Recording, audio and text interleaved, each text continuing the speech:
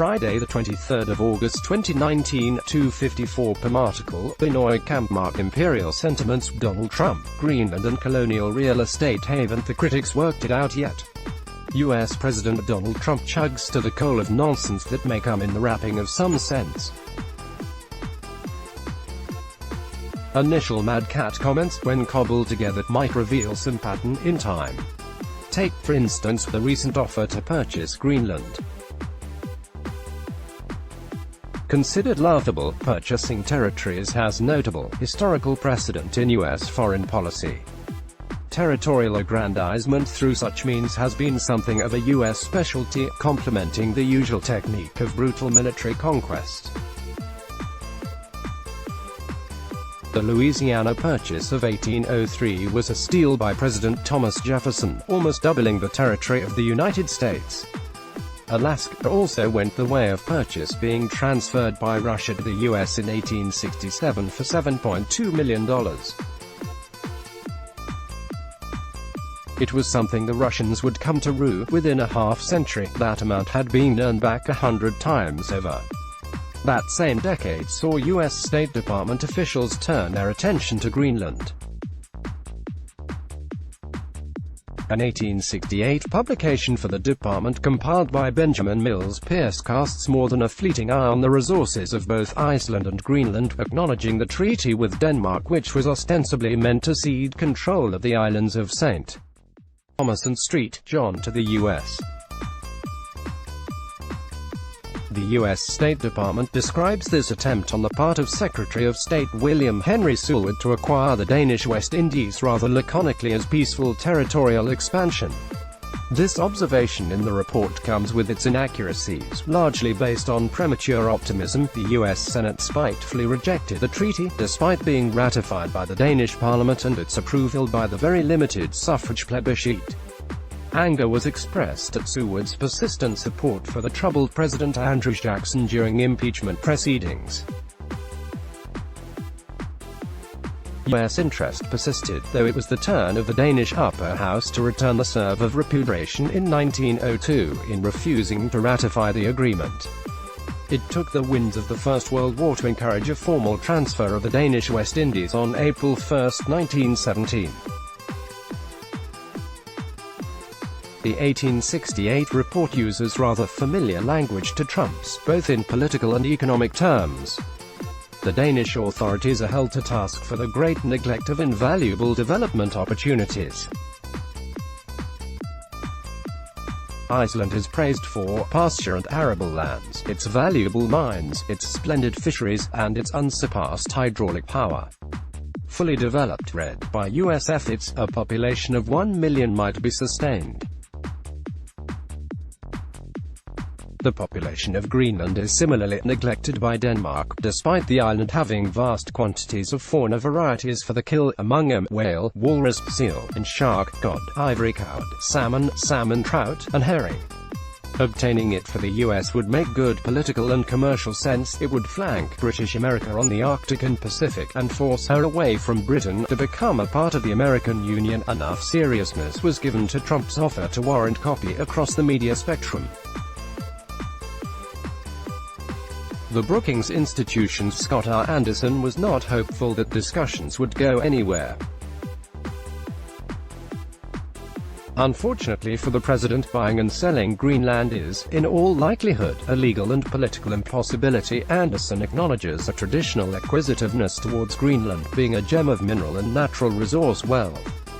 Furthermore, its proximity to Russia and the Arctic, in Anderson's words, makes it a major strategic asset for staging various military and intelligence facilities. This point is already noted by a U.S. presence at the Thule Air Base, something maintained since the Second World War with Danish consent. Admittedly, that presence was encouraged by Nazi Germany's occupation of the kingdom in 1940, leaving Greenland to slide into the American orbit.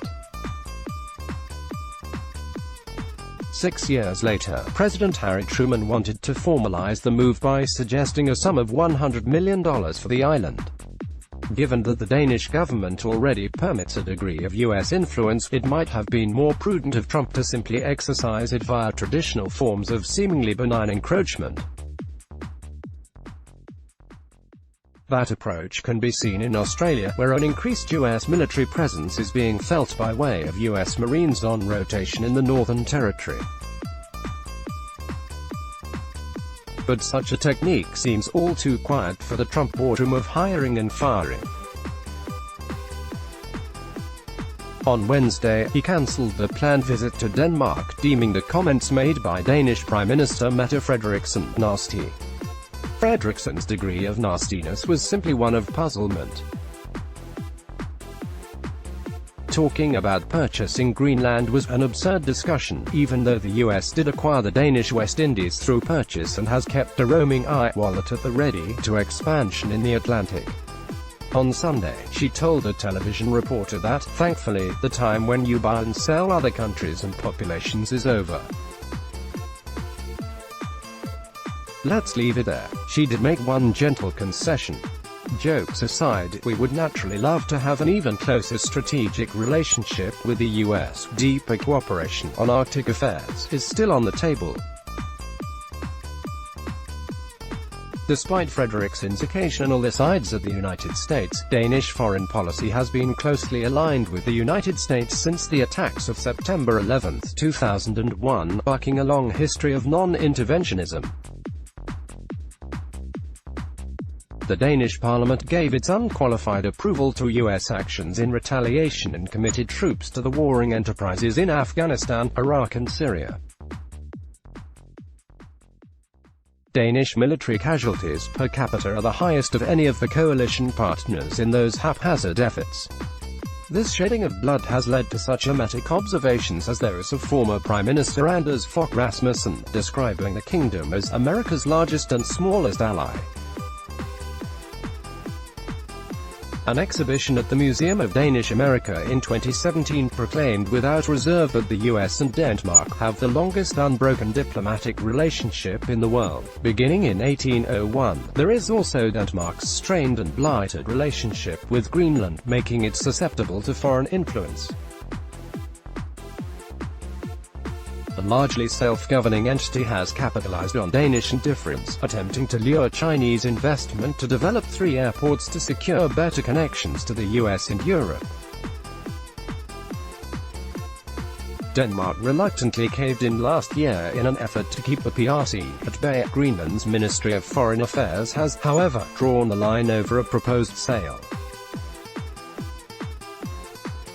"We're open for business," went an official tweet. Not for sale. The Greenland spat has revealed the obstinate historical context of Trump's world.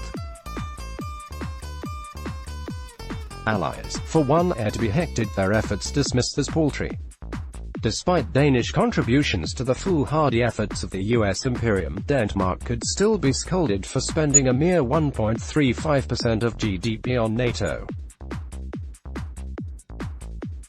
"They're a wealthy country," tweeted Trump, "and should be at 2%.